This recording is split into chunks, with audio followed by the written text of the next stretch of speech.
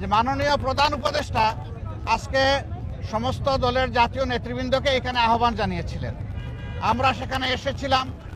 দল মত আমাদের ভিন্ন, আদর্শ আমাদের ভিন্ন, পথ আমাদের এক। পথটা হচ্ছে বাংলাদেশকে রক্ষা করতে হবে। এই সব কিছুর ঊর্ধ্বে উঠে দেশ আমাদের সবার, শুধু রাজনৈতিক দল না, আমাদের সকলের, জনগণের একটা বিশেষ অংশ আপনারাও, এবং আপনাদের ভূমিকাও কিন্তু গত আন্দোলনে কারো কারো না থাকতে পারে, কিন্তু নির্বিশেষে অনেক সহায়ক ছিল। এই জন্য সেই ভূমিকার জন্যও আমি আপনাদেরকে অভিনন্দন এবং ধন্যবাদ জানাচ্ছি। আগামীর বাংলাদেশ গঠনে পথে পথে আমরা বিভিন্ন অন্তরায় দেখতে পাচ্ছি, বিশেষ করে পার্শ্ববর্তী দেশ, তারা আমাদের প্রতিবেশী। আমরা তাদের সাথে সৎ প্রতিবেশী সুলভ সম্পর্ক চাই, কিন্তু সাম্প্রতিক কিছু ভূমিকা ছিল অত্যন্ত উস্কানিমূলক, অসহিষ্ণু, অগ্রহণযোগ্য। আপনারা এটা দেখেছেন।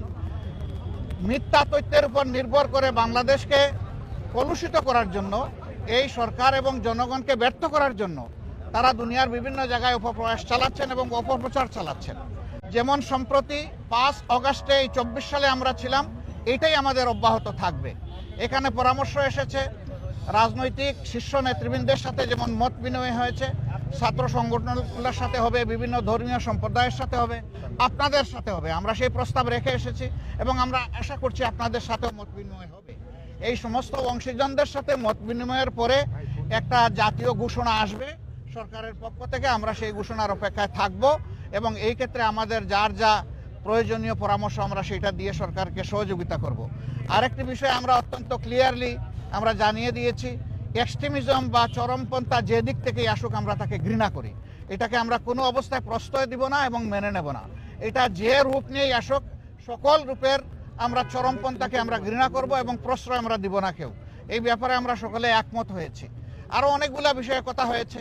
আমাদের দেশের ভাবমূর্তি নষ্ট যারা করছে তাদেরকে বুঝানো যে তোমরা আমাদের প্রতিবেশী, আমরা যদি ভালো থাকি তোমরাও ভালো থাকবা, আমরা ভালো না থাকলে তোমরা ভালো থাকবা কেমনে। এই বিষয়গুলো তো আসবে, অবভিয়াসলি আসবে।